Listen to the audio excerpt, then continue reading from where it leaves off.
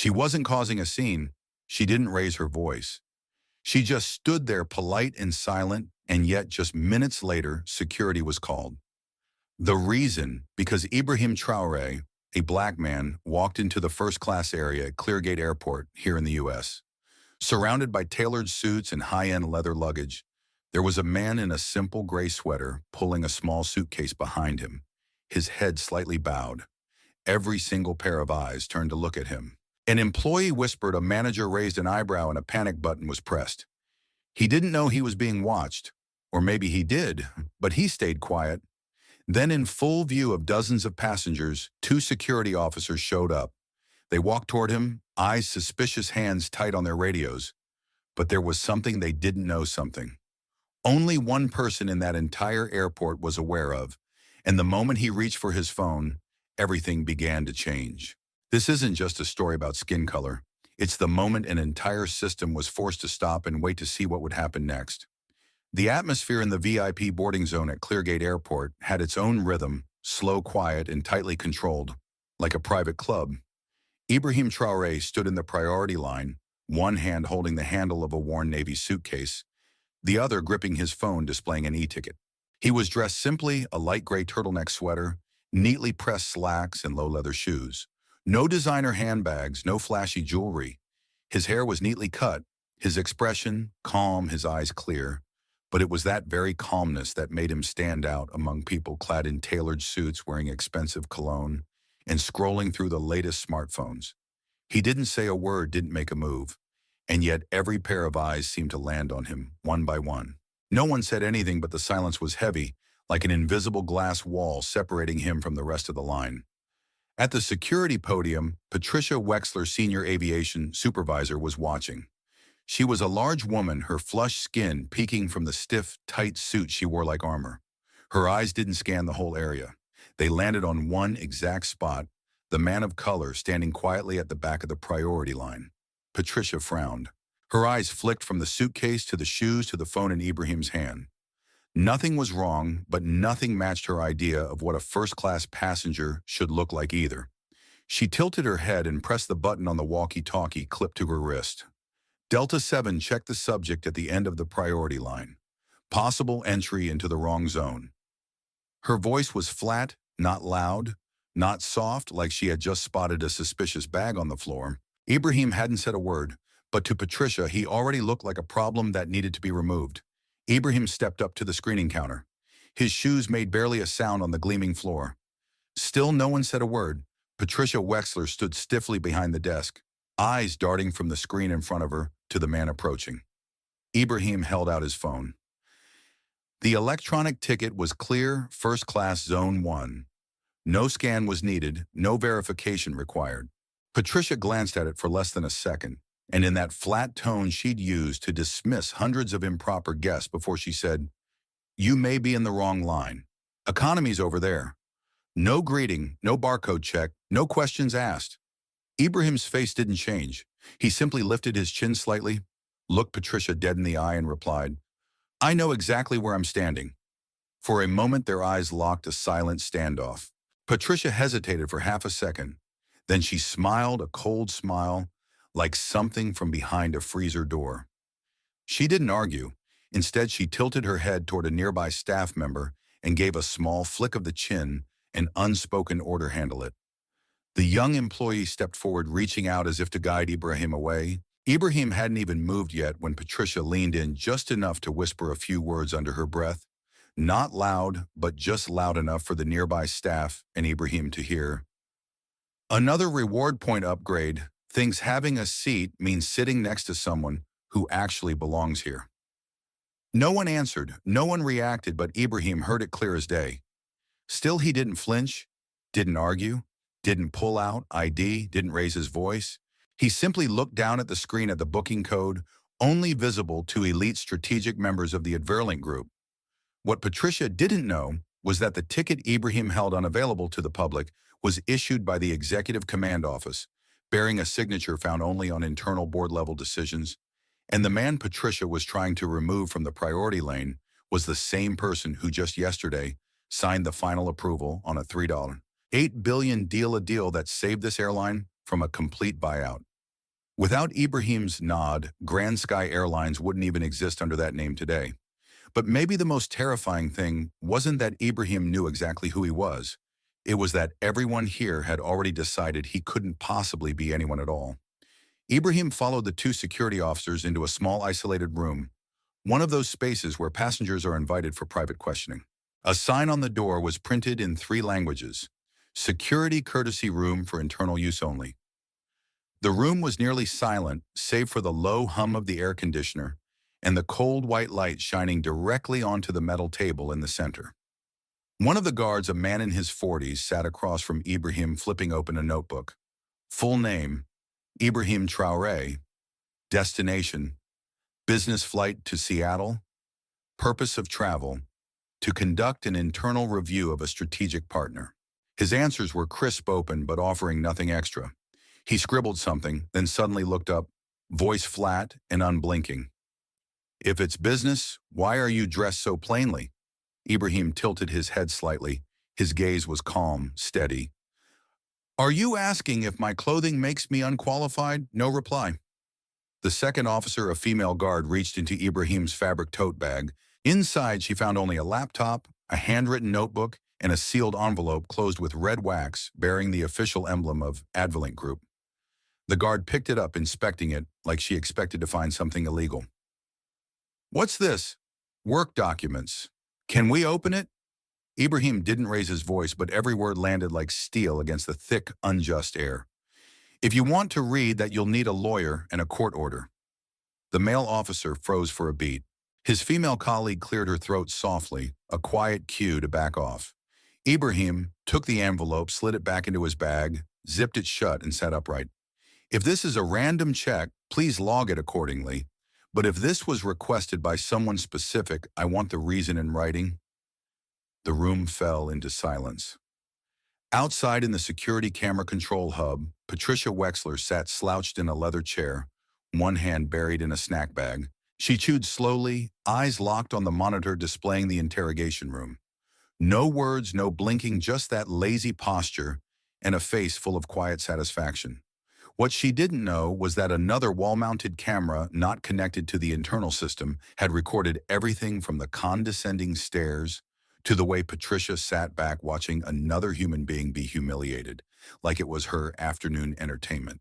After nearly 20 minutes of being randomly screened, Ibrahim walked out of the security room holding a printed slip. No violation verified. He didn't look around, he didn't hang his head, he didn't slow his steps. He simply walked steadily toward the boarding gate. Patricia was still there, but she said nothing, no apology. She just watched Ibrahim pass by like a liability that had slipped through her fingers. Ibrahim handed his ticket to the gate agent, a soft green beep. Valid. He stepped through the door into first class. The cabin air was colder than the AC cream leather seats. Crystal glasses, a faint trail of luxury perfume lingered, but not a single warm glance welcomed him. At Sayat 1C, Ibrahim found his place. Beside him in seat 1A was a white man in his 50s tailored suit, a faint scent of menthol tobacco clinging to his collar. He glanced at Ibrahim as he pulled his carry-on overhead, said nothing, but his eyes said everything else. Ibrahim took his seat.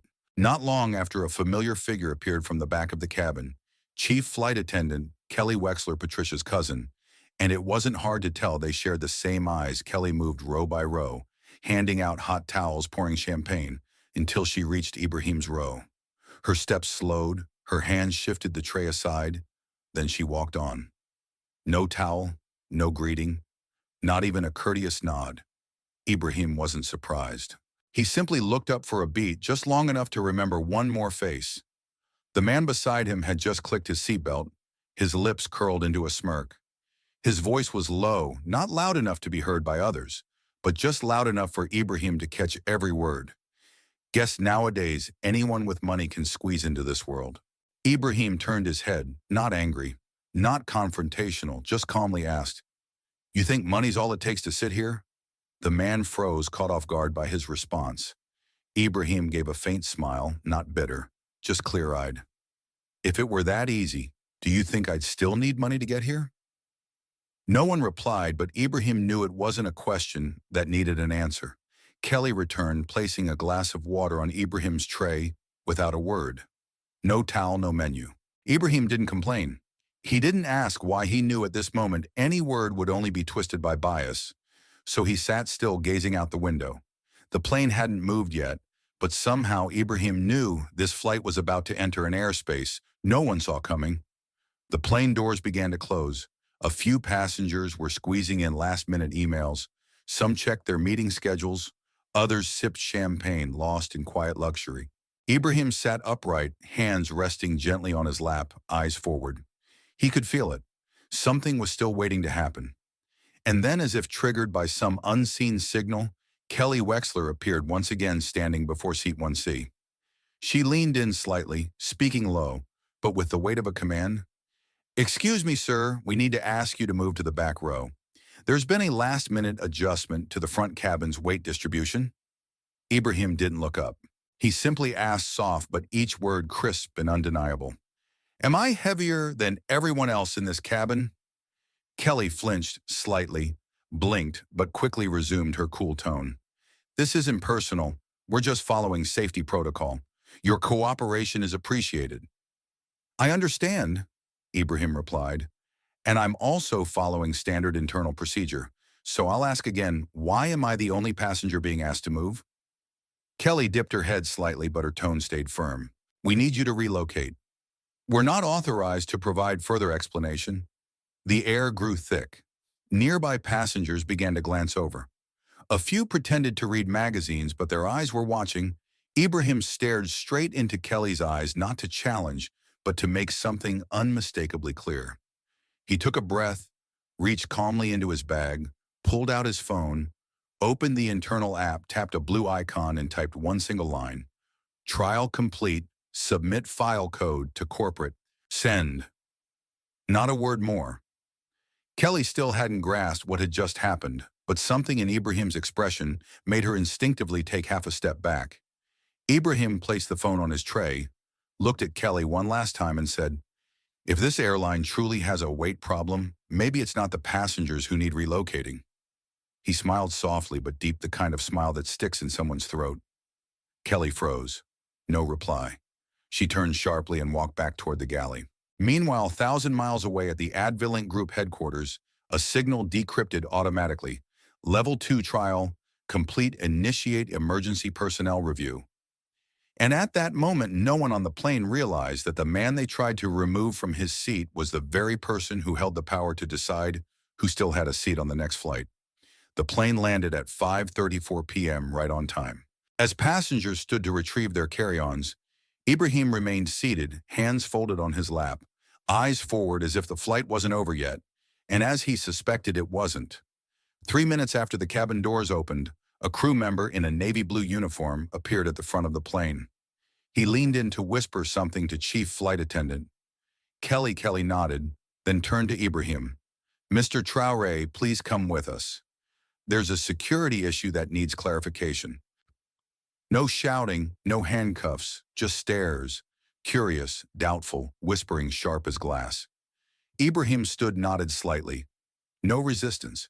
He was led into an internal investigation room at Cleargate Airport, a small conference space.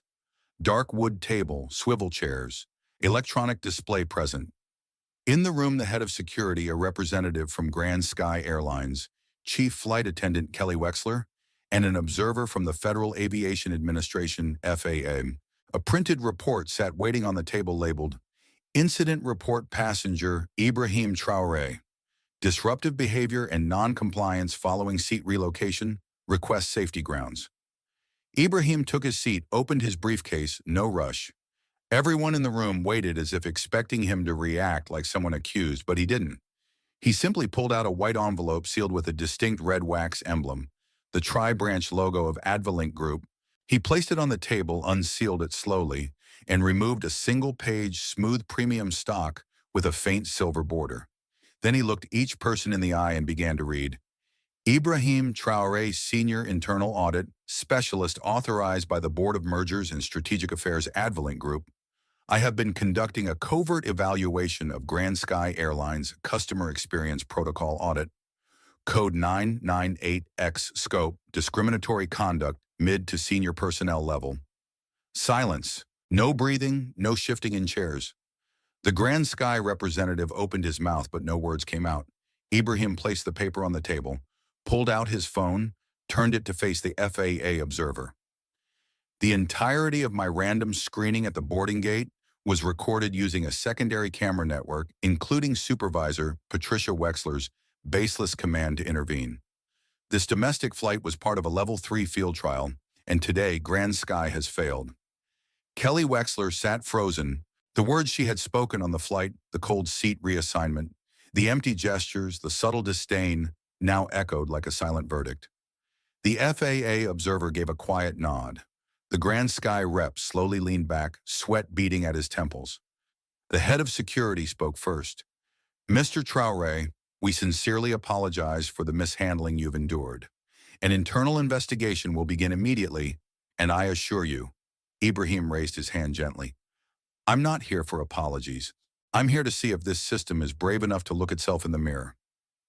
Within 45 minutes of that meeting, an urgent email was dispatched to Grand Sky's executive board. Suspend merger negotiations. Internal ethics compliance audit failed. The man they tried to escort out of the priority lane was the one holding the power to remove Grand Sky from the National Financial Rescue List altogether. The next day, Grand Sky Airlines received an official letter from the National Financial Merger Board. The $3.8 billion relief proposal will be reconsidered following the completion of an ethics training program designed by the complainant himself. And once again, Ibrahim Traore's name didn't need to appear, because what he represented was already louder than any business card could ever be.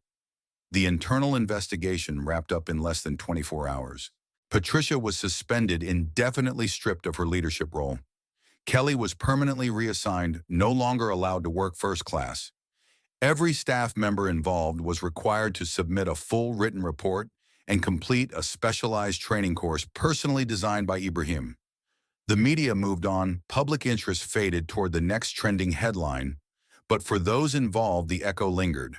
As for Ibrahim, he gave no interviews filed, no lawsuits requested, no compensation. He sent just one email, which was posted on the airline's internal message board.